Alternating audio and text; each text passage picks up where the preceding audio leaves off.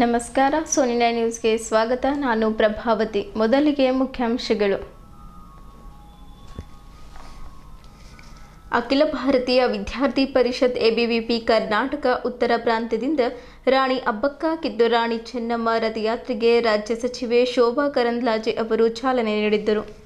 ಬೀದರ್ ನಗರದ ಓಲ್ಡ್ ಸಿಟಿಯಲ್ಲಿರುವ ವನವಾಸಿ ರಾಮ ಮಂದಿರದಲ್ಲಿ ಪ್ರಧಾನಮಂತ್ರಿ ಶ್ರೀ ನರೇಂದ್ರ ಮೋದಿ ಅವರ 75ನೇ ಹುಟ್ಟುಹಬ್ಬವನ್ನು ಅವರ ಭಾವಚಿತ್ರಕ್ಕೆ ಕ್ಷೀರಾಭಿಷೇಕ ಮತ್ತು ವಿವಿಧ ಧಾರ್ಮಿಕ ಕಾರ್ಯಕ್ರಮಗಳು ಹಮ್ಮಿಕೊಳ್ಳುವ ಮೂಲಕ ಆಚರಿಸಿದರು.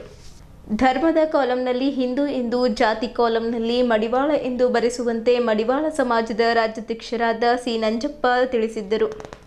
ವಿಶ್ವಕರ್ಮ ಜಯಂತಿ ಆಚರಣೆ ಕಾರ್ಯಕ್ರಮದಲ್ಲಿ ವಿಶ್ವಕರ್ಮ ಸಮಾಜದ ಮಹಿಳೆಯರಿಗೆ ಹೊಲಿಗೆ ಯಂತ್ರ ಉಚಿತವಾಗಿ ವಿತರಿಸಲಾಯಿತು. ವಿಶ್ವಕರ್ಮ ಸಮಾಜ ಸಂಘಟಿತವಾಗಲಿ. ದೊಡ್ಡೇಂದ್ರ ಸ್ವಾಮೀಜಿ.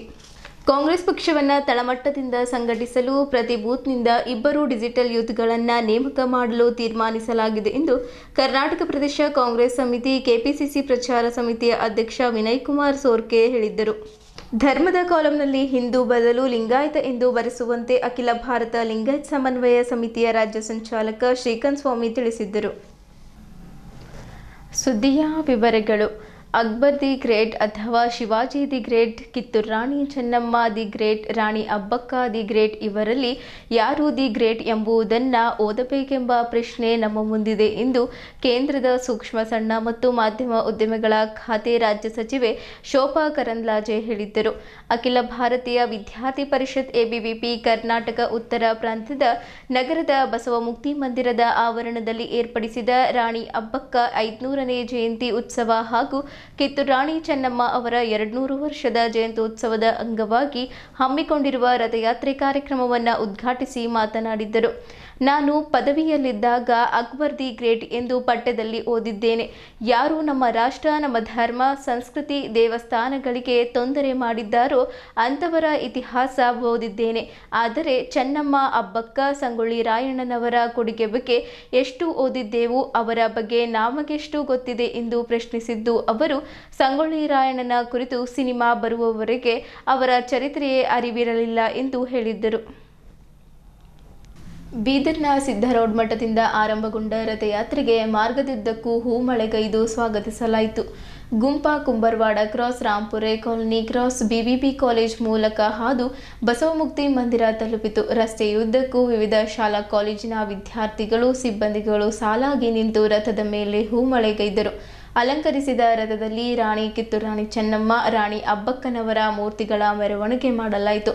ಬಳಿಕ ರಥವು ಹುಮ್ನಾಬಾದ್ ಕಡೆಗೆ ಪಯಣ ಬೆಳೆಸಿತು. ಮಾಧ್ಯಮದ ಜೊತೆಗೆ ಮಾತನಾಡುತ್ತಾ ಮುಖ್ಯಮಂತ್ರಿ ಸಿದ್ದರಾಮಯ್ಯನವರು ವಿಫಲರಾದಾಗಲೆಲ್ಲ ಜಾತಿ ಅಸ್ತ್ರ ಬಳಸುತ್ತಾರೆ ಎಂದು ಕೇಂದ್ರದ ಸೂಕ್ಷ್ಮ ಸಣ್ಣ ಮತ್ತು ಮಾಧ್ಯಮ ಉದ್ಯಮಿಗಳ ಖಾತೆ ರಾಜ್ಯ ಸಚಿವೆ ಶೋಭಾ ಕರಂದ್ಲಾಜೆ ಟೀಕಿಸಿದ್ದರು. ಈ ಹಿಂದೆ ಸಿದ್ದರಾಮಯ್ಯನವರು ಲಿಂಗಾಯತರು, ವೀರಶೈವರನ್ನ ಒಡೆಯುವ ಕೆಲಸ ಮಾಡಿದ್ದಾರೆ. ಅದನ್ನು ಹಳ್ಳಿಗಳ ತನಕ ವಿಸ್ತರಣೆ ಮಾಡಿದ್ದರು. ಈಗ ಪುನಃ ಎಲ್ಲ ಜಾತಿಗಳನ್ನು ಒಡೆಯಲು ಮುಂದಾಗಿದ್ದಾರೆ ಎಂದು ಆರೋಪಿಸಿದ್ದರು. ಒಕ್ಕಲಿಗರು ಮತ್ತು ಲಿಂಗಾಯತರಲ್ಲಿ ಬೇರೆ ಬೇರೆ ಪಂಗಡಗಳಿವೆ. ಆದರೆ ಹೊಸದಾಗಿ Vokkaliga Christian, Lingayat Christian, Ganiga Christian, Veerashaiva Christian, ನೇಕಾರ ಕ್ರಿಶ್ಚಿಯನ್ ಎಲ್ಲಿಂದ ಬಂದರು? ಇವರ ಮೂಲಕ ನಮ್ಮ ಮೀಸಲಾತಿ ಕಿತ್ತುಕೊಳ್ಳಲು ಸಿದ್ದರಾಮಯ್ಯ ಹುನ್ನಾರ ನಡೆಸಿದ್ದಾರೆ ಎಂದು ಗಂಭೀರ ಆರೋಪ ಮಾಡಿದ್ದಾರೆ. ಹಿಂದೂ ಸಮಾಜದವರು ಜಾತಿ ಧರ್ಮವನ್ನ ಬಿಟ್ಟು ಒಟ್ಟಾಗುವ ಕಾಲ ಬಂದಿದೆ. ಇಲ್ಲದಿದ್ದರೆ ನಮ್ಮನ್ನ ವಿಂಗಡಿಸುತ್ತಾ ಹೋಗುತ್ತಾರೆ. ಬ್ರಿಟಿಷರಿಗೆ ಯಾವ ರೀತಿಯ ಮನಸ್ಥಿತಿ ಇತ್ತೋ ಅದೇ ಮನಸ್ಥಿತಿ ಸಿದ್ದರಾಮಯ್ಯನವರ ಸರ್ಕಾರ ಹೊಂದಿದೆ. ಶಿವಾಜಿನಗರ ಮೆಟ್ರೋ ನಿಲ್ದಾಣದ ಹೆಸರು ಬದಲಿಸಿ ಯಾವುದೋ ಕಾರಣಕ್ಕೂ ಬಿಡುವುದಿಲ್ಲ ಎಂದು ಹೇಳಿದ್ದರು. ಈ ಕಾರ್ಯಕ್ರಮದಲ್ಲಿ ಶಿವಯೋಗೇಶ್ವರ ಸ್ವಾಮೀಜಿ, ಎಬಿವಿಪಿ ರಾಷ್ಟ್ರೀಯ ಸಂಘಟನಾ ಕಾರ್ಯದರ್ಶಿ ಶಾಲಿನಿ ವರ್ಮಾ, ಎಬಿವಿಪಿ ರಾಜ್ಯ ಕಾರ್ಯದರ್ಶಿ ಸಚಿನ್ ಕುಲಕೇರಿ, ಹೈದರಾಬಾದ್ ಕರ್ನಾಟಕ ಶಿಕ್ಷಣ ಸಂಸ್ಥೆ ಆಡಳಿತ ಮಂಡಳಿಯ ಸದಸ್ಯ ಡಾಕ್ಟರ್ ರಜನೀಶ್ ವಾಲಿ, ಚಿದಂಬರಾಶ್ರಮದ ಶಿವಕುಮಾರ ಸ್ವಾಮೀಜಿ, ಸ್ವಾಗತ ಸಮಿತಿ ಕಾರ್ಯದರ್ಶಿ ಶಶಿ ಹೊಸಳ್ಳಿ, ಉಪಾಧ್ಯಕ್ಷ ರೇವಣಸಿದ್ದಪ್ಪ ಜಲಾದೆ, ರತ್ನಾ ಪಾಟೀಲ್, ಸಂಚಾಲಕ ಗುರುನಾಥ್ ರಜಗೀರ, ಮುಖಂಡರಾದ ರಘುನಾಥರಾವ್ ಮಲ್ಕಾಪುರೆ, ಸಂತೋಷ್ ಅಂಗರ್ಗಿ, ಹೇಮಂತ್, ಚಂದ್ರಶೇಖರ್ ಬಿರಾದರ್, ವೀರೇಶ್ ಸ್ವಾಮಿ, ಅಶೋಕ್ ಶೆಂಬಳ್ಳಿ, ರೇವಣಸಿದ್ದಪ್ಪ ಜಾಡರ್, ಈಶ್ವರ್ ಗುಮ್ಮ, ಅಶೋಕ್ ಹೊಕ್ರಾಣೆ, ಭೀಮಣ್ಣ ಸೋರಳ್ಳಿ, ಗೋರಖ್ನಾಥ್ ಕುಂಬಾರ್, ನಾಗರಾಜ್, ಸ್ನೇಹ, ಪ್ರಾರ್ಥನಾ, ಆನಂದ್, ಮಹೇಶ್, ಪವನ್ ಕುಂಬಾರ್ ಸೇರಿದಂತೆ ಇತರರು ಇದ್ದರು.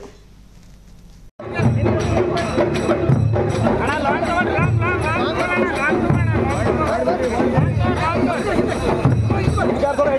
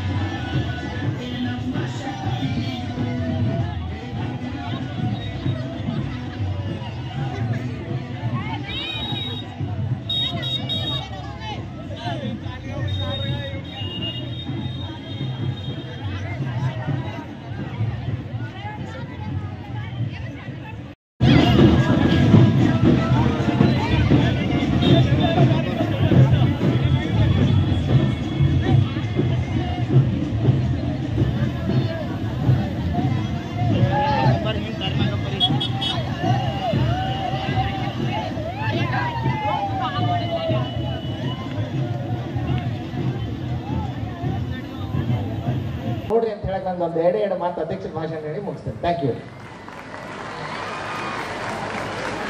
ನಮ್ಮ ಮಧ್ಯೆ ಸ್ವಾಗತ ಸಮಿತಿ ಸದಸ್ಯರಿದ್ದಾರೆ.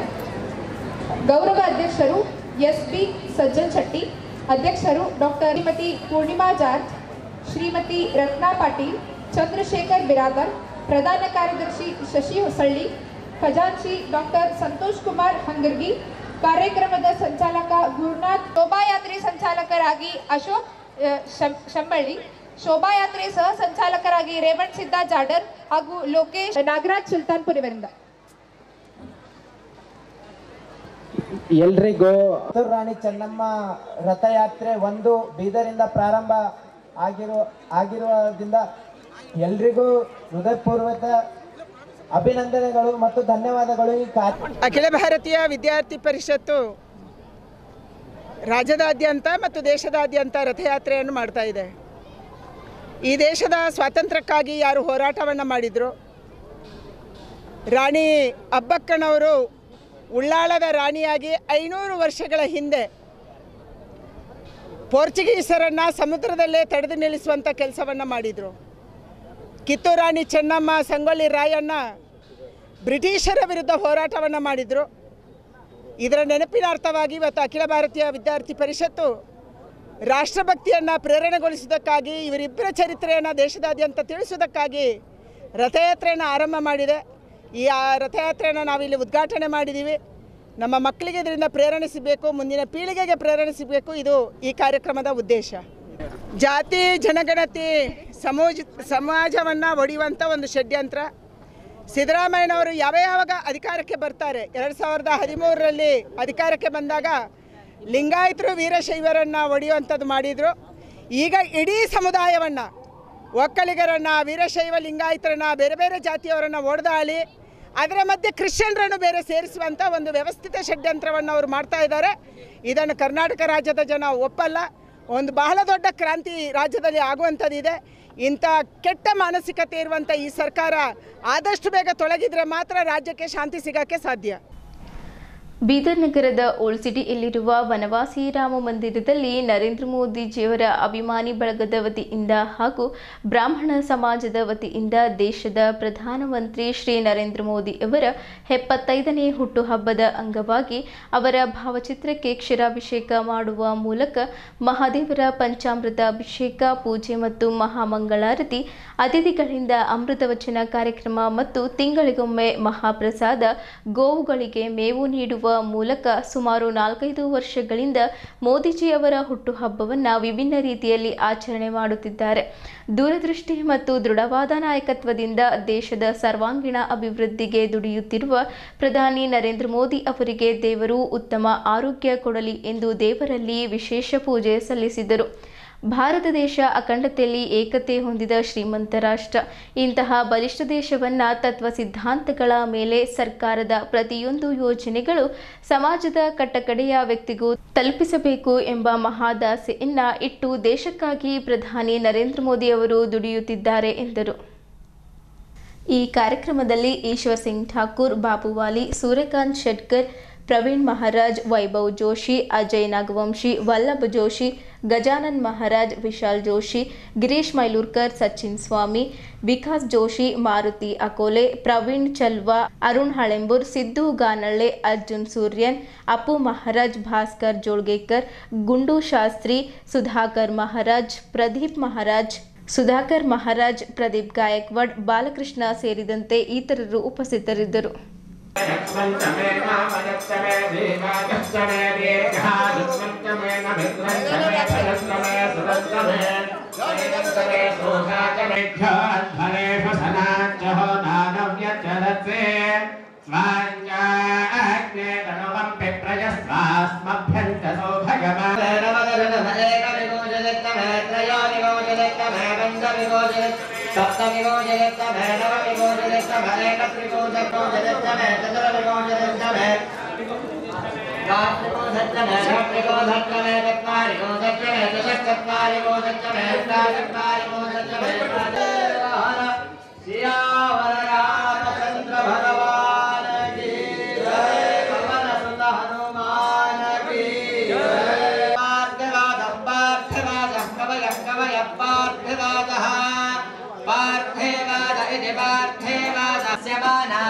सोमनस्य मानौ दिवि देवा देवा दिवि दिवि देवायोः श्रीर्वर्चस्वमायुष्यमारो पुत्रलाभं शतधं वत्सरं दीर्घम् यावद्भागे रथे गङ्गा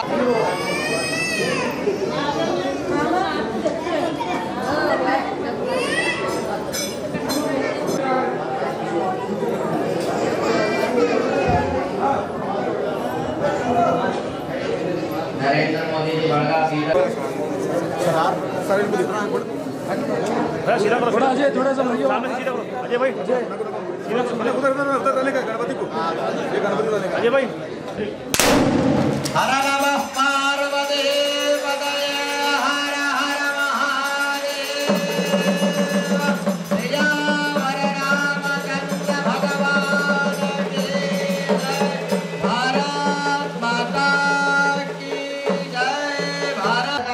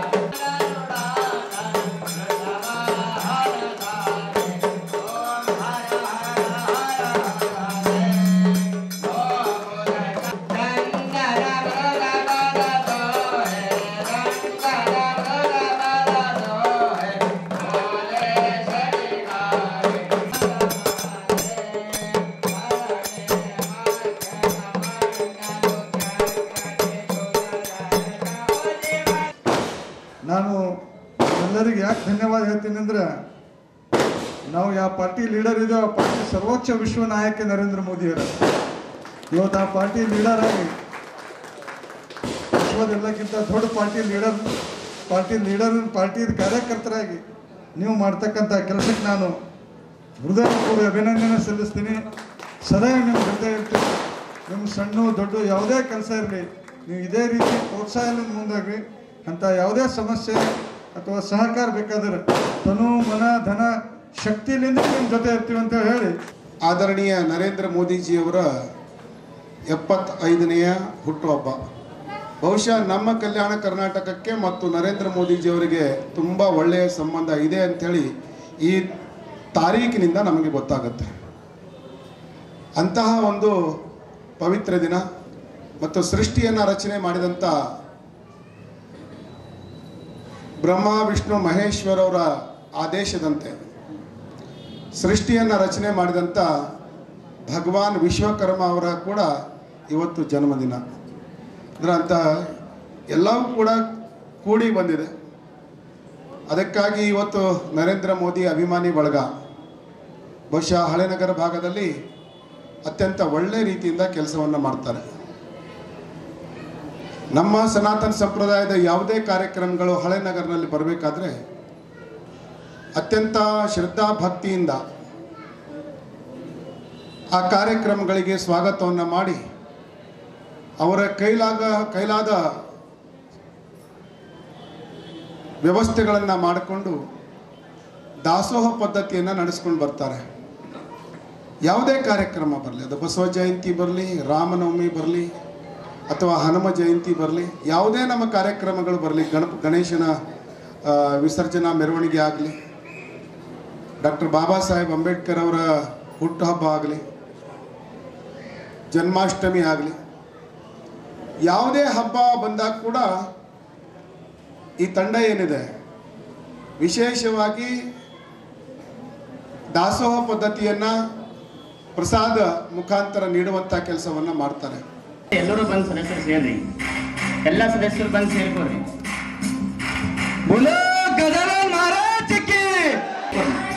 ಎಲ್ಲರೂ ಎಷ್ಟು ಜನ ಇದ್ರು ಅಷ್ಟು ಜನ ಬಂದು ಸೇರಿ.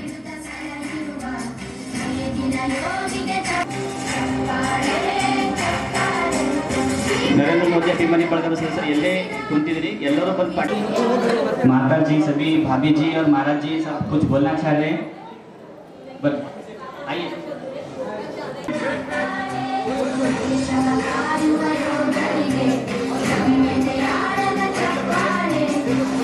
दोनों पढ़को बता रहा. बोलो भारत माता की जय, बोलो भारत माता की. आज प्रधानमंत्री नरेंद्र मोदी जी का जन्मोत्सव श्री नरेंद्र मोदी जी अभिमानी बड़गा की ओर से हम आज यहाँ पे सम्मान किए हैं सभी को और बर्थडे सेलिब्रेट किए हैं और हर साल की तरह और इस साल भी हम करें और आते साल में ऐसा ही करते रहेंगे. और मैं एक चीज़ बोलना चाहता हूँ, सबसे पहले बहुत बहुत दिल से धन्यवाद देना चाहता हूँ तो मेरे भारतीय सेना को देना चाहता हूँ, क्योंकि हमें उस तो बना रहे तो भारतीय सेना की वजह से बना रहे हैं, क्योंकि वो सीमा पे खड़े करके आज हम यहाँ पे एक अमूल्य समय देके हम सभी को उत्सव कर रहे हैं. और उसी के साथ साथ छत्रपति शिवाजी महाराज और छत्रपति संभाजी महाराज, तो सभी को मैं ये बोलना चाहता हूँ कि उनकी आज धरती पे कमी नहीं है बोल के आप मत समझिए.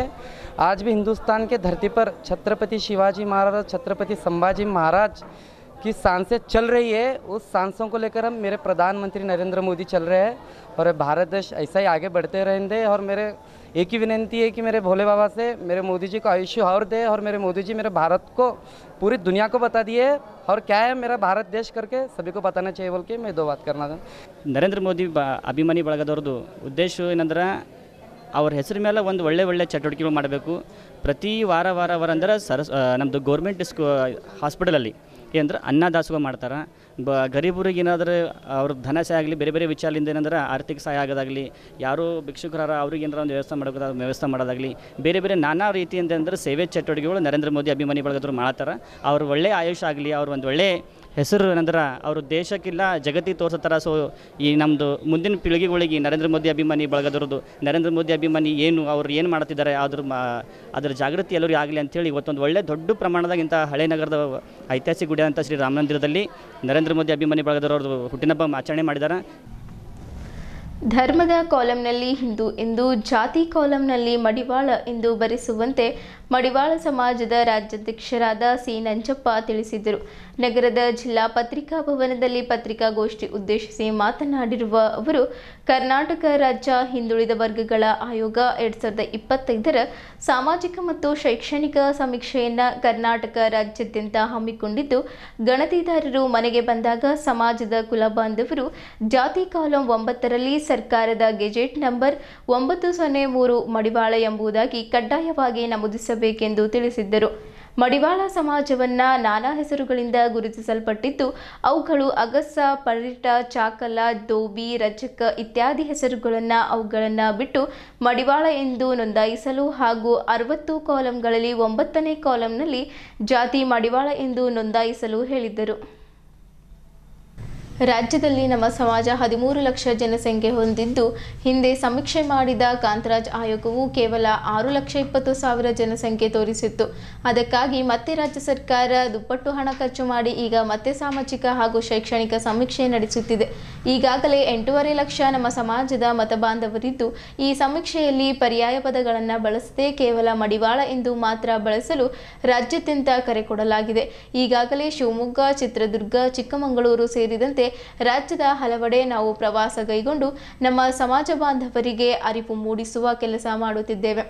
ಬೀದರ್ನಲ್ಲಿ ಈ ಒಂದು ಅಭಿಯಾನ ಹಮ್ಮಿಕೊಂಡು ಕಲಬುರಗಿ, ಯಾದಗಿರಿ, ರಾಯಚೂರು ಸೇರಿದಂತೆ ರಾಜ್ಯದ ಎಲ್ಲೆಡೆ ಸಂಚರಿಸಿ ಈ ತಿಂಗಳ 22ರಿಂದ ಕೈಗೊಳ್ಳಲಿರುವ ಸಾಮಾಜಿಕ ಹಾಗೂ ಶೈಕ್ಷಣಿಕ ಸಮೀಕ್ಷೆಯಲ್ಲಿ ನಮ್ಮ ಸಮಾಜ ಬಾಂಧವರು ಕೇವಲ ಮಡಿವಾಳ ಎಂಬುದಾಗಿ ಬರೆಸಲು ನಾವು ಜಾಗೃತಿ ಮೂಡಿಸುತ್ತಿದ್ದೇವೆ. ಈಗಾಗಲೇ ನಮ್ಮ ಸಮಾಜದ ಕಾರ್ಯಕರ್ತರು ಎಲ್ಲ ಕಡೆ ಸಂಚರಿಸಿ ಸಮಾಜ ಬಾಂಧವರಿಗೆ ಜಾಗೃತಿ ಉಂಟು ಮಾಡುತ್ತಿರುವವರು. ಬೀದರ್ ಜಿಲ್ಲೆಯಲ್ಲೂ ಸಹ ನಮ್ಮ ಸಮಾಜ ಬಾಂಧವರು 35,000ಕ್ಕಿಂತ ಅಧಿಕ ಜನಸಂಖ್ಯೆ ಹೊಂದಿದ್ದು, ಈ ಸಮೀಕ್ಷೆ ಮೂಲಕ ನಾವು ಕೇವಲ ಮಡಿವಾಳ ಎಂದು ಬರೆಸಿದರೆ ನಮಗೆ ಭವಿಷ್ಯದಲ್ಲಿ ಎಲ್ಲ ರೀತಿಯ ಸವಲತ್ತು ಹಾಗೂ ಮೀಸಲಾತಿ ದೊರೆಯುವ ಸಾಧ್ಯತೆ ಇರುವುದರಿಂದ ಸಮಾಜ ಬಾಂಧವರು ಇದನ್ನು ಗಂಭೀರವಾಗಿ ಪರಿಗಣಿಸಬೇಕಿದೆ ಎಂದರು.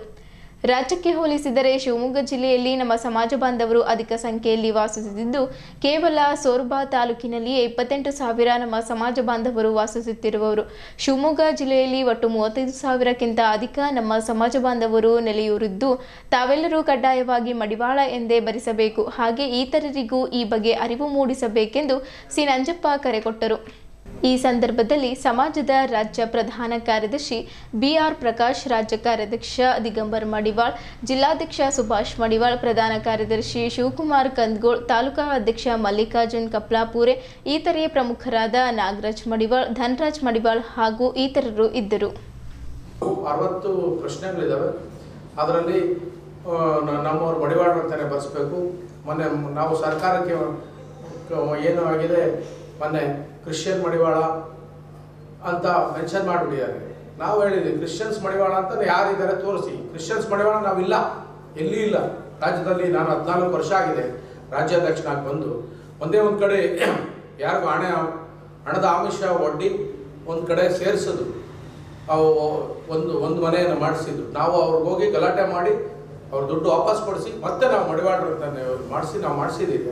ಅದು ಬಿಟ್ಟರೆ ಎಲ್ಲಿ ಇಲ್ಲ ನಮ್ಮವರು ಕ್ರಿಶ್ಚಿಯನ್ಸ್ ಅಂತ ಎಲ್ಲಿ ಇಲ್ಲ. ಹಂಗಾಗಿ ನಾವು ಎಲ್ಲ ಮಡಿವಾಳರು ಅದು ಹಂಗೆ ಬರೆಸ್ಬೇಕು. ಜಾತಿ ಇದು ಏನು ಧರ್ಮದ ಕಾಲಮಲ್ಲಿ ಹಿಂದೂ, ಜಾತಿ ಕಾಲಮಲ್ಲಿ ಮಡಿವಾಳ ಇಷ್ಟೇ ಬರೆಸ್ಬೇಕು. ಅದರಲ್ಲಿ 903 ಇದೆ. ಹಂಗಾಗಿ ಬರೆಸ್ಬೇಕು. ಬರ್ಸೋದ್ರಿಂದ ಏನಕ್ಕೆ ನಾವು ಬರೆಸ್ಬೇಕು ಒತ್ತಾಯ ಮಾಡ್ತಾ ಇದ್ದೀನಿ ಅಂದರೆ, ಮುಂದೆ ಇದು ಈ ಜಾತಿ ಗಣಿತ ಆದಮೇಲೆ ಯಾವ ಜಾತಿ ಏನೇನು ಸ್ಥಿತಿಗತಿಗಳಲ್ಲಿದೆ ಅನ್ನೋದು ಸರ್ಕಾರಕ್ಕೆ ಅವ್ರಿಗೆ ಗೊತ್ತಾಗಲಿ ಅಂತಲೇ ಮಾಡಿಸ್ತಾ ಇರೋದು. ಇದು ಏನಾಗಿದೆ, ಜಾತಿಗಳವ್ರು ಎಷ್ಟು ಜನ ಇದ್ದಾರೆ ಅಂತಲ್ಲ ತಿಳ್ಕೊಳ್ಳಿ. ಇದು ಈಗೇನುಗಳು ಜಾತಿಗಳಲ್ಲಿ ವಿಷ ಬೀಜ ಬಿತ್ತಾ ಇದ್ದಾರೆ. ನಮ್ಮ ಜಾತಿ ಜಾಸ್ತಿ ಇದೆ, ನಮ್ಮ ಜಾತಿ ಕಡಿಮೆ ಇದೆ, ನೀವು ಕೊಡಬೇಡಿ, ನೀವು ಹಿಂಗೆ ಮಾಡಿ ಅಂತ. ಸರ್ಕಾರ ಉದ್ದೇಶ ಇರೋದು ಒಂದೇ ಒಂದು ಉದ್ದೇಶ, ಈಗ ಯಾವ ಮಡಿವಾಳ ಜಾತಿಯವರು ಎಷ್ಟು ಜನ ಏನು ಸಬಲರಾಗಿದ್ದಾರೆ, ಆಗದೆ ಇರೋದು ಇಷ್ಟು ವರ್ಷದಿಂದ ಇವರಿಗೆ ಏನು ಸವಲತ್ತುಗಳು ಸಿಗ್ತಾವೆ ಅನ್ನೋ ಒಂದೇ ಕಾರಣ. ಅದನ್ನು ನೀವು ಕರೆಕ್ಟಾಗಿ ಬರೆಸ್ಬೇಕು. ಬರೆಸಿದ್ದೆ ಆದರೆ ನಮ್ಮದು ಈಗ ಕಳೆದ 14 ವರ್ಷದಲ್ಲಿ ನಮ್ಮದು ಅನ್ನಪೂರ್ಣಮ್ಮ ಅಂತ ಹೇಳ್ಬಿಟ್ಟು ಪ್ರೊಫೆಸರ್ ಅನ್ನಪೂರ್ಣಮ್ಮ ಅಂತ ಮೈಸೂರು ಯೂನಿವರ್ಸಿಟಿಯವರು ಒಂದು ಈ ಸರ್ಕಾರ ವರದಿ ಇದು ಏನು ನಮ್ಮದು ಕುಲಶಾಸ್ತ್ರ ತಜ್ಞರು ಅದನ್ನು ಮಾಡಿಸಿದ್ದಾರೆ. ಅದರಲ್ಲಿ ನಮ್ಮದು SC ಕ್ಯಾಟಗರಿ ಸೇರಿಸ್ಬೇಕು ಅಂತೇಳಿ ಶಿಫಾರಸು ಮಾಡಿದ್ದಾರೆ. ಈ ಥರ ನಾವು ಮಾಡಿದಾಗೇನೆ ತಾನೇ ಗೊತ್ತಾಗೋದು ಎಲ್ಲೆಲ್ಲಿ ಏನು ಕಸುಬು ಮಾಡ್ತಾ ಇದ್ದಾರೆ, ನಮ್ಮವ್ರು ಎಷ್ಟು ಕಸುಬು ಮಾಡ್ತಾ ಇದ್ದಾರೆ, ಅವರ ಸ್ಥಿತಿಗತಿಗಳು ಏನಿದೆ ಅನ್ನೋದು ಗೊತ್ತಾಗಬೇಕು. ಅದಕ್ಕೆ ಎಲ್ಲ ನನ್ನ ಮಡಿವಾಳ ಬಂಧುಗಳಲ್ಲಿ ವಿನಂತಿ ಮಾಡ್ತಾ ಇದ್ದೀನಿ, ನಿಮ್ಮ ಮಾಧ್ಯಮದ ಮುಖಾಂತರ ಎಲ್ಲ ಮಡಿವಾಳ ಅಂತ ಬರೆಸಿ ನಮ್ಮ ಸ್ಥಿತಿಗತಿಗಳನ್ನು ಕರೆಕ್ಟಾಗಿ ಬರೆಸಿ. ಬರೆಸಿದಾಗ ನಮಗೆ ಸರ್ಕಾರ ಸವಲತ್ತುಗಳು ಕೊಡೋದಕ್ಕೆ ಅನುಕೂಲ ಆಗುತ್ತೆ.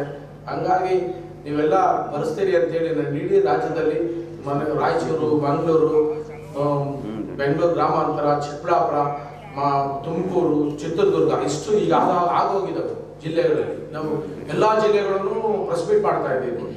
ಇವತ್ತು ಇದು ಮುಗಿಸಿ ಗುಲ್ಬರ್ಗ ಮತ್ತು ಯಾದಗಿರಿ ಮಾಡ್ತಾ ಇದ್ದೀವಿ. ಈ ಥರ ಎಲ್ಲ ಜಿಲ್ಲೆಗಳು ಕವರ್ ಮಾಡಿ ಎಲ್ಲರಿಗೂ ಜಾಗೃತಿ ಮೂಡಿಸಿ ಮಡಿವಾಳರು ಅಂತೇಳಿ ಬರೆಸ್ಬೇಕು ಅಂತೇಳಿ ತಮ್ಮ ಮುಖಾಂತರ ನಾನು ನಮ್ಮ ಮಡಿವಾಳ ಬಂಧುಗಳಿಗೆ ಕರೆ ಕೊಡ್ತೇನೆ. ಈ ರಾಜ್ಯವನ್ನು ಎಲ್ಲ ಇವತ್ತು ಕಾಲಂ 9 ಕರ್ನಾಟಕ ರಾಜ್ಯ ಹಿಂದುಳಿದ ವರ್ಗದ ಆಯೋಗ ಸಾಮಾಜಿಕ ಮತ್ತು ಶೈಕ್ಷಣಿಕ ಕರ್ನಾಟಕ ರಾಜ್ಯದಂತ ಹಮ್ಮಿಕೊಂಡುದು ಹಾಗೂ ಶಿಕ್ಷಣ ಸಮಕ್ಷವನ್ನು ಗಣತಿದಾರರು ಮನೆಯ ಬಂದಾಗ ಸಮಾಜದ ಕುಲಬಾಂಧವರು ಜಾತಿ ಕಾಲಂ ನಂಬರ್ 9ರಲ್ಲಿ ಸರ್ಕಾರ ಗೆಜೆಟ್ನಲ್ಲಿ ಎ ಮತ್ತು 903 ಮಡಿವಾಳ ಎಂಬುದಾಗಿ ಕಡ್ಡಾಯವಾಗಿ ಸರ್ಕಾರ ಗೆಜೆಟ್ನಲ್ಲಿ ಕಡ್ಡಾಯವಾಗಿ ನಮೂದಿಸಿ ಅಂತ ಹೇಳಿ ಈ ಅಗಸ ಪರೀಡ್ ಚಾಲಕ್ ಧೋಬಿ ರಜಾಕ್ ಇತ್ಯಾದಿ ಹೆಸರುಗಳು ನಮ್ಮ ಬಿಟ್ಟಸ್ಥಳ ಮಡಿವಾಳ ಎಂದು ನೋಂದಾಯಿಸಿ ಹಾಗೂ 60 ಕಾಲಂ 9 ಕಾಲಂದಲ್ಲಿ ಜಾತಿ ಮಡಿವಾಳ ಎಂದು ನೋಂದಾಯಿಸಿ ಅಂಥೇಳಿ ಎಲ್ಲ ಇವತ್ತು ನಮ್ಮ ಮಡಿವಾಳಿಗೆ ಗೊತ್ತಾಗಲಿ ಅಂಥೇಳಿ ಇವತ್ತು ಎಲ್ಲ ರಾಜ್ಯದಿಂದ ಅವರು ಈ ಮಾಧ್ಯಮ ವರದಿಗೆ ತಿಳಿಸಿ ನಮ್ಮ ಸಮಾಜದವರಿಗೆ ಗೊತ್ತಾಗಲಿ ಅಂಥೇಳಿ ಎಲ್ಲರಿಗೆ ಈ ಒಂದು ಮತ್ತು ಈಗ ಗುಲ್ಬರ್ಗಾದಲ್ಲಿದೆ, ಯಾದಗಿರಿದಲ್ಲಿದೆ, ಹೀಗಾಗಿ ಎಲ್ಲ ರಾಜ್ಯ ಎಲ್ಲ ಜಿಲ್ಲೆಯಲ್ಲಿ ಈ ಒಂದು ನಮ್ಮ ಸಮಾಜಕ್ಕೆ ಗೊತ್ತಾಗಲಿ ಅಂಥೇಳಿ ಹೇಳ್ತಾ ಇದ್ದೀವಿ. ಎಲ್ಲ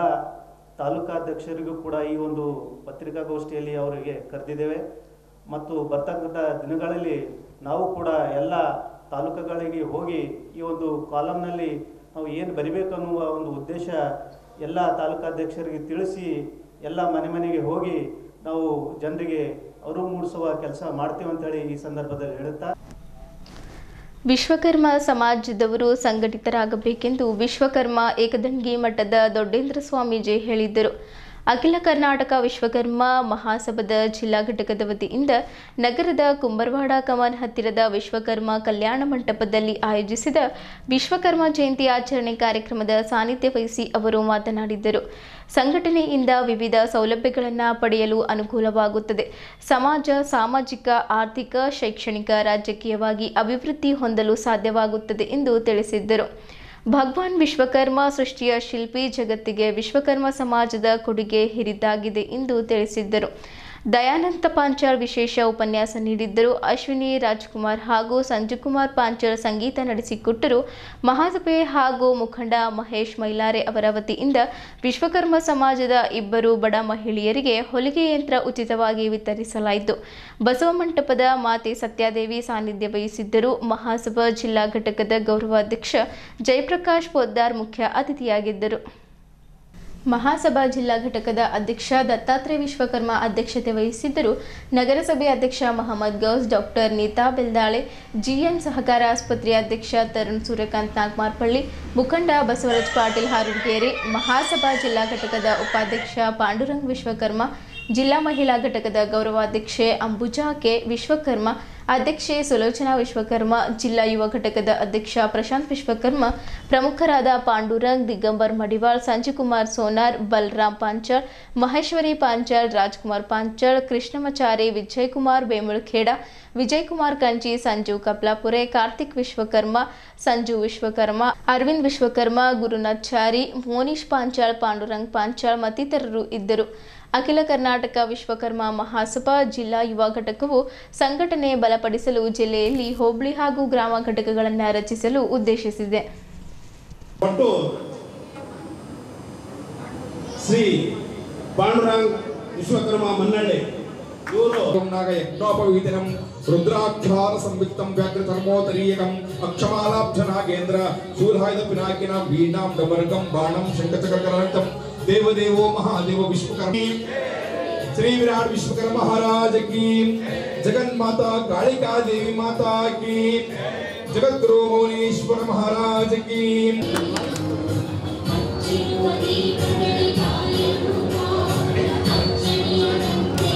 जोरेगी चप्पल तड़बेको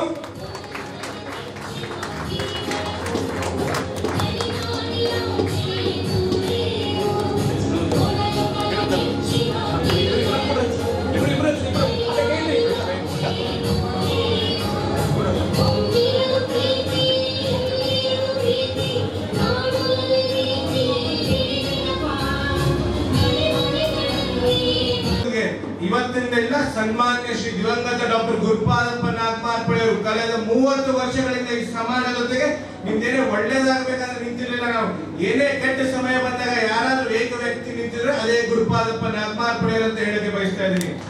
ಮೊನ್ನೆ ನಮ್ಮ ಸರ್ಕಾರ ಇದ್ದಾಗ ಸನ್ಮಾನ್ಯ ಶ್ರೀ ಸೂರ್ಯಕಾಂತ್ ನಾಗಮಾರ್ಪಡಿ ಈ ಸಮಾಜದ ಒಳ್ಳೇದಾಗಬೇಕು, ಈ ಸಮಾಜ ನಮ್ಮ ಜೊತೆ ಯಾವತ್ತೂ ನಿಂತಿದೆ ಅಂತ ಮೊನ್ನೆ ತಾನೇ ಮೌನೇಶ್ವರ ದೇವಸ್ಥಾನಕ್ಕೆ 2 ಕೋಟಿ ರೂಪಾಯಿ ಫಂಡ್ ಬೀದರ್ ಜಿಲ್ಲೆ ಯಾರಾದ್ರೂ ನಾಯಕತ್ವ ಕೊಟ್ಟಿದ್ದಾರೆ ಅದೇ ಸನ್ಮಾನ್ಯ ಶ್ರೀ ಸೂರ್ಯಕಾಂತ್ ನಾಗಮಾರ್ಪಡಿ ಅಂತ ಹೇಳಕ್ಕೆ ಬಯಸ್ತಾ ಇದ್ದೇನೆ.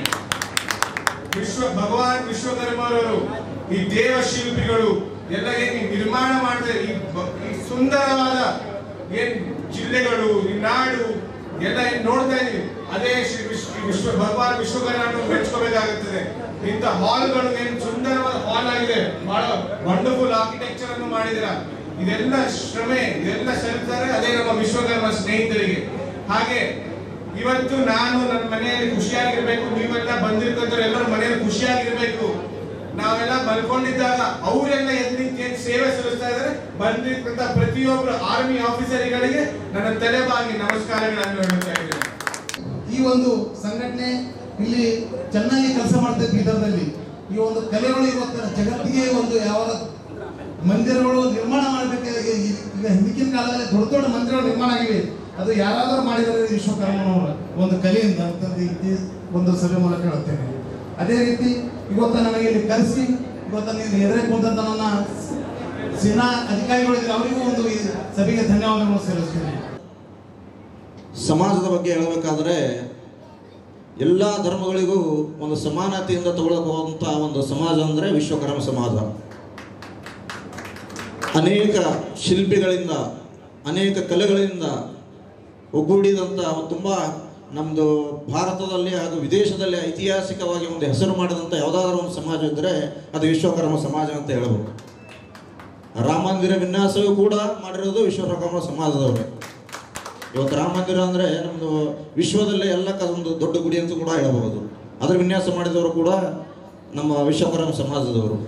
ಹಾಗೆ ಅನೇಕ ಕಲೆಗಳಲ್ಲಿ ಬರಹಗಾರರಲ್ಲಿ, ಸಂಗೀತಗಾರರಲ್ಲಿ ಹಾಗೂ ಒಡವೆಗಳ ಶಿಲ್ಪಿಗಳಲ್ಲಿ ಹಾಗೂ ಬಡಗೆತನ ಕಾರ್ಯಕ್ರಮಗಳಲ್ಲಿ ಹಾಗೂ ಇನ್ನೂ ಅನೇಕ ವಿವಿಧ ಕಾರ್ಯಕ್ರಮಗಳಲ್ಲಿ ಒಳ್ಳೆಯವನ್ನು ಕೆಲಸ ಮಾಡುತ್ತಾ ಹೆಸರಿಸುವಂಥ ಮಾಡಿದಂಥ ಯಾವುದಾದ್ರೂ ಒಂದು ಧರ್ಮ ಆದರೆ ವಿಶ್ವಕರ್ಮ ಸಮಾರಂಭ ಅಂತೇಳಿ ಹೇಳಬಹುದು.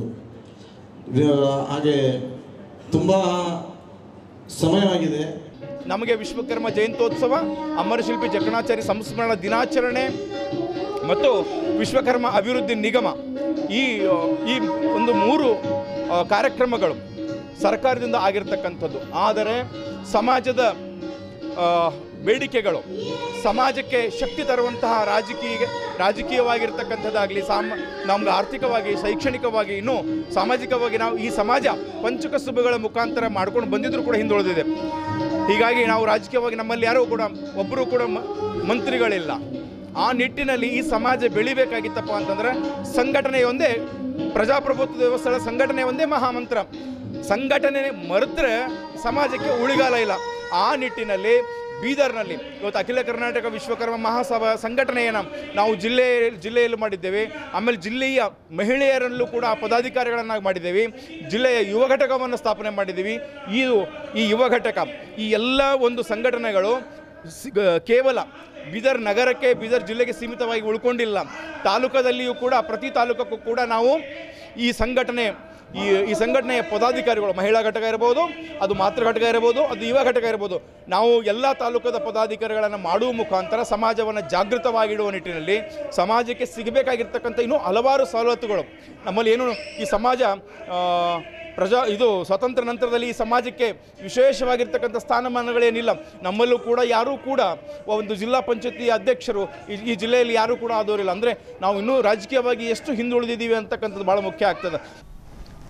ಕಾಂಗ್ರೆಸ್ ಪಕ್ಷವನ್ನು ತಳಮಟ್ಟದಿಂದ ಸಂಘಟಿಸಲು ಪ್ರತಿ ಬೂತ್ನಿಂದ 2 ಡಿಜಿಟಲ್ ಯೂತ್ಗಳನ್ನು ನೇಮಕ ಮಾಡಲು ತೀರ್ಮಾನಿಸಲಾಗಿದೆ ಎಂದು ಕರ್ನಾಟಕ ಪ್ರದೇಶ ಕಾಂಗ್ರೆಸ್ ಸಮಿತಿ ಕೆಪಿಸಿಸಿ ಪ್ರಚಾರ ಸಮಿತಿಯ ಅಧ್ಯಕ್ಷ ವಿನಯ್ ಕುಮಾರ್ ಸೋರ್ಕೆ ಹೇಳಿದ್ದರು. ಬೂತ್ ಪಂಚಾಯಿತಿ ಮಟ್ಟದಿಂದ 2 ಆಯ್ಕೆ ಮಾಡಿ ಜವಾಬ್ದಾರಿ ವಹಿಸಲಾಗುವುದು.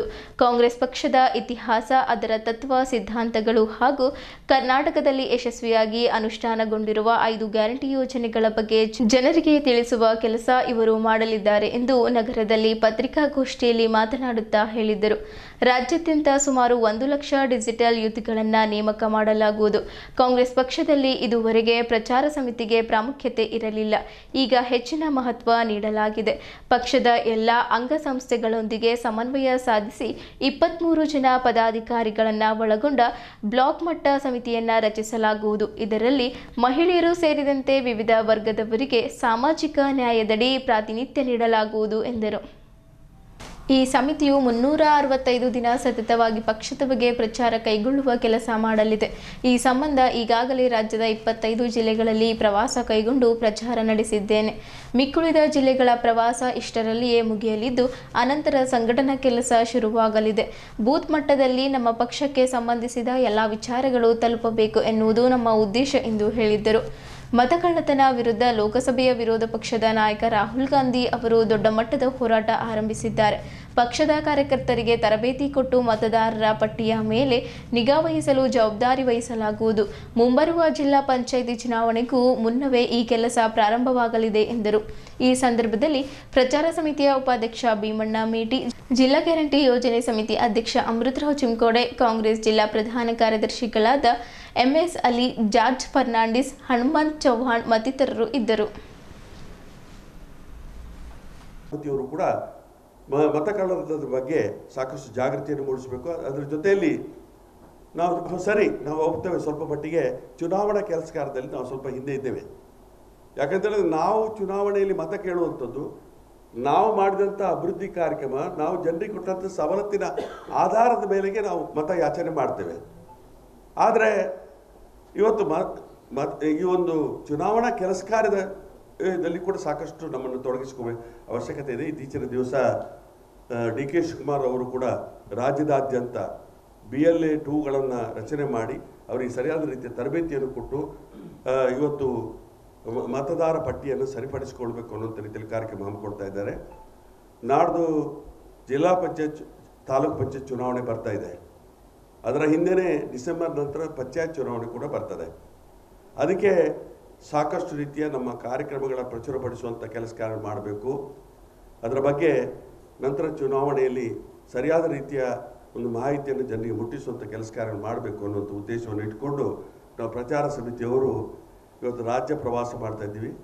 ಎಲ್ಲ ಕಡೆಯಲ್ಲಿ ಕೂಡ ನಾವು ಸಭೆ ಸಮಾರಂಭಗಳನ್ನು ಮಾಡಿ ಎಲ್ಲರ ಸಹಕಾರ ಕೂಡ ಇದೆ. ಜಿಲ್ಲಾ ಕಾಂಗ್ರೆಸ್ ಅಧ್ಯಕ್ಷರುಗಳು, ನಮ್ಮ ಶಾಸಕರುಗಳ, ಪದಾಧಿಕಾರಿಗಳ ಎಲ್ಲರ ಸಹಕಾರವನ್ನು ಪಡ್ಕೊಂಡು ಸಮರ್ಥವಾಗಿ ಕರ್ನಾಟಕ ರಾಜ್ಯದಲ್ಲಿ ಪ್ರಚಾರ ಸಮಿತಿಯನ್ನು ಸಂಘಟಿಸಬೇಕು. ಆ ಸಂಘಟನೆಯ ಮುಖಾಂತರ ನಮ್ಮ ಸರ್ಕಾರ ಮಾಡಿದಂಥ ನಮ್ಮ ಕಾಂಗ್ರೆಸ್ ಪಕ್ಷದ ಬಗ್ಗೆ ಸಾಕಷ್ಟು ರೀತಿಯ ಪ್ರಚಾರಪಡಿಸುವಂಥ ಕೆಲಸ ಮಾಡಬೇಕು ಅಂತ ಕಾರ್ಯಕ್ರಮ ಹಮ್ಮಿಕೊಂಡು ನಗರದ ಜಿಲ್ಲಾ ಪತ್ರಿಕಾ ಭವನದಲ್ಲಿ ಪತ್ರಿಕಾಗೋಷ್ಠಿ ಉದ್ದೇಶಿಸಿ ಮಾತನಾಡಿದ ಅವರು, ಧರ್ಮದ ಕಾಲಂನಲ್ಲಿ 11ನೇ ಕಾಲಂನಲ್ಲಿರುವ ಇತರೆ ಧರ್ಮ ಎಂಬ ಕಾಲಂನಲ್ಲಿ ಲಿಂಗಾಯತ ಎಂದು ಬರೆಸಬೇಕು. ನಿಮ್ಮ ಮೂಲ ಕಸಬಿರುವ ಲಿಂಗಾಯತರು ಜಾತಿ ಕಾಲಂನಲ್ಲಿ ತಮ್ಮ ತಮ್ಮ ಜಾತಿಯನ್ನ ಮತ್ತು ಉಪಜಾತಿಯನ್ನ ಬರೆಸಬೇಕೆಂದು ಕರೆ ನೀಡಿದ್ದರು.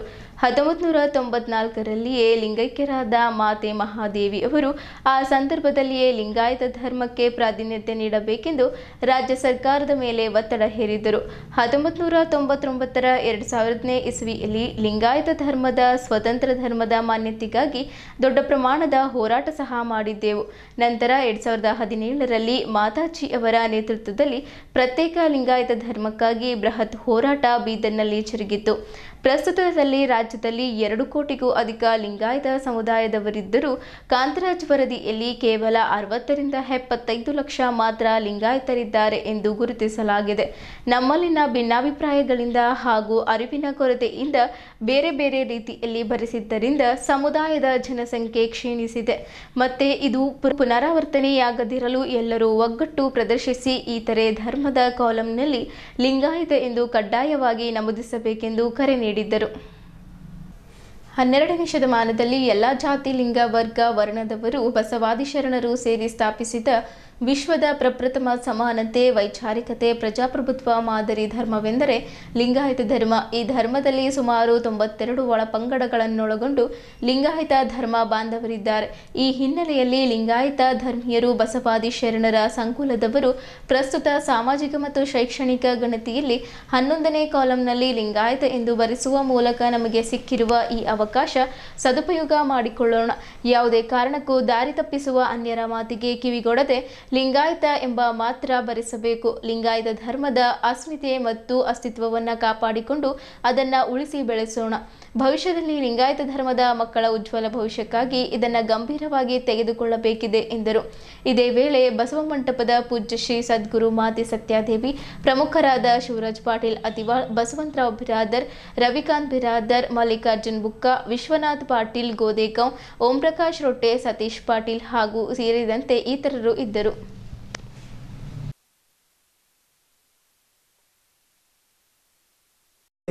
ಆದ್ದರಿಂದ ಹಿಂದೂ ಗಾಣಿಗ ಅಂತ ಬರೆಸಿದ್ರೆ ಅಷ್ಟೇ ಮೀಸಲಾತಿ ಅಂತ ಇಲ್ಲ, ಲಿಂಗಾಯತ ಗಾಣಿಗ ಅಂದ್ರೂ ಕೂಡ ಅದೇ ಮೀಸಲಾತಿಯಲ್ಲಿ ಮುಂದುವರಿಯಬಹುದು ಅಂತೇಳಿ ಈಗ ಒಂದು ತೀರ್ಪು ಕೊಟ್ಟಿದೆ. ಆದ್ದರಿಂದ ನಮ್ಮ ಕಸುಬಿನ ಮೇಲೆ ನಿರ್ಧಾರವಾದಂಥ ಜಾತಿಗಳು, ನಮ್ಮ ಧರ್ಮದ ನಂಬಿಕೆ ಯಾವುದೇ ಇರಲಿ, ಆದರೆ ಜಾತಿ ಮಾತ್ರ ಅದೇ ಇರ್ತದೆ. ಅವರ ಜಾತಿಗಳು ಮಾತ್ರ ಅವ್ರವ್ರು ಬರ್ಕೋತಾರೆ. ಆದ್ದರಿಂದ ನಾವೇನು ಮಾಡ್ಬೇಕಾಗ್ತದ, ನಾವು ಹಿಂದೂ ಅಂದರೆ ಬಣಜಿಗ, ಹಿಂದೂ ಅಂದ್ರೆ ಈ ಗಾಣಿಗ, ಹಿಂದೂ ಜಂಗಮ ಅಂದರೆ ನಮಗೆ ಸಿಗ್ತದ ಅಂತ ನಮ್ಮ ಮನಸ್ಸಿನಲ್ಲಿ ಅಂದರೆ ಸಮಾನ ಅರ್ಥ ಅದು. ಆದ್ದರಿಂದ ಲಿಂಗಾಯತರು ಎಲ್ಲರೂ ನಮ್ಮ ಜಾತಿಗಳು ಏನಿವೆ ಆ ಲಿಂಗಾಯತ ಧರ್ಮವಂತೆ ಬರೆಸಿ ಮುಂದೆ ಜಾತಿಗಳಲ್ಲಿ 2 ಜಾತಿಗಳಿವೆ, ಜಾತಿ ಮತ್ತು ಉಪಜಾತಿಗಳು ಬರ್ಸ್ಕೊಳ್ಬೇಕು. ಆದರೆ ಎಲ್ಲರೂ ಒಟ್ಟಾಗಿ ಲಿಂಗಾಯತ ಧರ್ಮದ ಸಂಖ್ಯೆ ಈಗಾಗಲೇ ಕರ್ನಾಟಕ ರಾಜ್ಯದಲ್ಲಿ ಈ ಮೀಸಲಾತಿ ಸಲುವಾಗಿ 1.5 ಕೋಟಿ ಇದ್ದಿದ್ದು 50 ಲಕ್ಷ ಬಂದ್ಬಿಟ್ಟಾವ. ಅದು ಹಾರ್ಡ್ಲಿ ಎಲ್ಲ ಕಲ್ತು 75 ಲಕ್ಷಕ್ಕಿಂತ ಹೆಚ್ಚಿಗೆ ಹೋಗಿಲ್ಲ. ಆದರೆ ಲಿಂಗಾಯತ ಧರ್ಮ ಬರೆಸಿದ್ರೆ ನಮ್ಮ ಮೀಸಲಾತಿ ಹೋಗುತ್ತದೆ ಅನ್ನೋಂಥ ಆತಂಕದಿಂದ ದೂರ ಆಗಬೇಕು. ಎಲ್ಲರೂ ಲಿಂಗಾಯತ ಧರ್ಮ ಅಂತ ಬರೆಸಬೇಕು. ಇದರಿಂದ ಯಾವುದೇ ಮೀಸಲಾತಿ ಇದರಿಂದ ನುಕ್ಸಾನ ಆಗಲ್ಲ ಅಥವಾ ಮೀಸಲಾತಿ ಹೆಚ್ಚಿಗೂ ಆಗಲ್ಲ. ಆದರೆ ನಮ್ಮ ಸಾಮಾಜಿಕ ಸ್ಥಿತಿಗತಿ ಏನಿದೆ ಅನ್ನೋದು ಸರ್ಕಾರಕ್ಕೆ ಗೊತ್ತಾಗ್ತದೆ. ಸರ್ಕಾರಕ್ಕೆ ಗೊತ್ತಾಗಿದ ಮೇಲೆ ನಮಗೆ ಯಾವ ಒಂದು ಗುಂಪಿನಲ್ಲಿ ಹಾಕಬೇಕು, ಯಾವ ಕ್ಯಾಟಗರಿಯಲ್ಲಿ ಹಾಕಬೇಕು ಮತ್ತು ಅನುಯಾಯಿಗಳಾದಂಥ ನಾವು ಆ ಬಸವ ಅನುಯಾಯಿಗಳಲ್ಲಿ ಬರುವಂಥ ಎಲ್ಲ ಶರಣ ಸಂಕುಲಿಯವರು, ಅವ್ರು ಹಡಪದ ಇರಬೇಕು, ಮಡಿವಾಳದವರೇ ಇರಬಹುದು, ಯಾರೇ ಇರ್ಬೋದು, ಅವರೆಲ್ಲರೂ ಕೂಡ ಲಿಂಗಾಯತ ಧರ್ಮ ಬರೆಸಲಿ ಅಂತ ಹೇಳಿ ತಮ್ಮಲ್ಲಿ ವಿನಂತಿಸುತ್ತೇವೆ. ಲಿಂಗಾಯತ ಧರ್ಮ ಅಂತಲೇ ಬರೆಸಬೇಕು ಧರ್ಮದ ಕಾಲಂನಲ್ಲಿ ಅಂಥೇಳಿ ಆ ಒಂದು ವಿಷಯ ನಾವು ಕಳೆದ 1994-95ರಿಂದ ಪರಮ ಪೂಜ್ಯ ಡಾಕ್ಟರ್ ಮಾತೆ ಮಹಾದೇವಿಯವರಿದ್ದರಿಂದ ನಾವು ಹೋರಾಟ ಮಾಡ್ತಾ ಬಂದಿದ್ದೀವಿ. ಲಿಂಗಾಯತರ ಸಂಖ್ಯೆ ಭಾಳ ಕಡಿಮೆ ತೋರಿಸಿದ್ದಾರೆ. ಅದಕ್ಕಾಗಿ ನಾವು ಎಲ್ಲರೂ ಕೂಡ ಧರ್ಮದ ಕಾಲಂದಲ್ಲಿ ಲಿಂಗಾಯತ ಬರೆಸಿ ಜಾತಿ ಉಪಜಾತಿಗಳಲ್ಲಿ, ಜಾತಿ ಅಂದರೆ ಹುಟ್ಟಿನಿಂದ ಜಾತಿ ಬರ್ತದೆ, ಸಂಸ್ಕಾರದಿಂದ ಧರ್ಮ ಬರ್ತದೆ. ನಮ್ಮಲ್ಲಿ ಸಮಗಾರ ಹರಳಯ್ಯ, ಡೋಹಾರ ಕಕ್ಕಯ್ಯ, ಅಂಬಿಗರ ಚೌಡಯ್ಯ, ಮಾದಾರ ಚೆನ್ನಯ್ಯ, ಕುಂಬಾರ ಗುಂಡಯ್ಯ, 770 ಎಲ್ಲ ಜನಾಂಗದ ಶರಣರು ಕೂಡ ಅನುಭವ ಮಂಟಪದಲ್ಲಿದ್ದರು. ಮಡಿವಾಳ ಮಾಚದೇವರು, ಹಾಗೆ ಕಾಯಕದ ಮೇಲೆ ಬಂದಂಥವು ಅವರವ್ರ ಕಾಯಕ, ಅವರ ಕಸುಬು, ಅವರ ಜಾತಿ ಹೆಸರಲ್ಲಿ ಬರ್ಕೋಬೋದು. ಧರ್ಮದ ಕಾಲಂದಲ್ಲಿ 8ನೇ ಕಾಲಮ್ ಧರ್ಮದ್ದಿದೆ. ಅದರೊಳಗೆ 7 ಧರ್ಮಗಳ ಹೆಸರುಗಳು ಕೊಟ್ಟಿದ್ದಾರೆ. 8, 9, 10, 11, 4 ಕಾಲಮು ನಮ್ಮ ಸಂವಿಧಾನ ಎಲ್ಲದಕ್ಕೂ ಅವಕಾಶ ಕೊಟ್ಟದ. ಈ ಕೆಲವರು ನನಗೆ ಧರ್ಮ ಇಲ್ಲ, ನಾನು ನಾಸ್ತಿಕ ಇದ್ದೀನಿ ಅಂತ ಹೇಳಿದ್ರೆ ನಾಸ್ತಿಕ ಅಂತ ಬರ್ಕೋಬೇಕು, ಅದು ಒಂದು ಕಾಲಮ್ ಇದೆ. ಆ ಧರ್ಮ ಅವನಿಗೆ ದೇವರಲ್ಲಿ ಧರ್ಮದ ನಂಬಿಕೆ ಇದ್ದರೂ ಕೂಡ ನನಗೆ ಧರ್ಮ ಗೊತ್ತಿಲ್ಲ ಅಂತ ಹೇಳಿದ್ರೆ ನನಗೆ ಗೊತ್ತಿಲ್ಲ ಅಂತಲೇ ಬರ್ಕೋಬೇಕು ಅಂತ ಹೇಳಿದೆ. ಕೊನೆಗೆ 8ನೇ ಕಾಲಮ್ದಲ್ಲಿ ಸಬ್ ಕಾಲಮ್ 11ನೇದಿದೆ, ಈ ಥರ ಧರ್ಮ ಅಂತಿದೆ. ಈ ಥರ ಧರ್ಮದಾಗ ಲಿಂಗಾಯತ ಅಂತ ಬರೆಸಬೇಕು ಅಂತ ನಾವು ಎಲ್ಲ ಒಳಪಂಗಡದಲ್ಲಿ ಕೇಳ್ಕೊಳ್ತಾ ಇದ್ದೇವೆ. ಇಲ್ಲಿಯವರೆಗೂ ಸುದ್ದಿ ಕೊಟ್ಟಿದ್ದು ನಾನು ಪ್ರಭಾವತಿ. ಮುಂದಿನ ಸುದ್ದಿಯೊಂದಿಗೆ ಮತ್ತೆ ಭೇಟಿಯಾಗೋಣ. ವಂದನೆಗಳು.